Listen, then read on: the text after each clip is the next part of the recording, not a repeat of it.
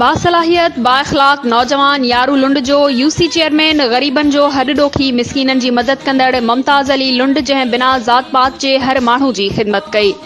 PP जी ticket ते MNA सरदार मीर ख़ालिद अहमद ख़ान लुंड जे तरफ़ां यूसी चेयरमैन ते बीहारियल मुमताज अली लुंड खे बिना मुक़ाबले कामयाब थियण ते मुबारकबाद पेश करियूं था। पारां असकर अली लुंड, हैदर अली लुंड, मुदस्सिर अली लुंड, हसन अली लुंड, हमज़ा हसन लुंड, एक्ट यारू लुंड।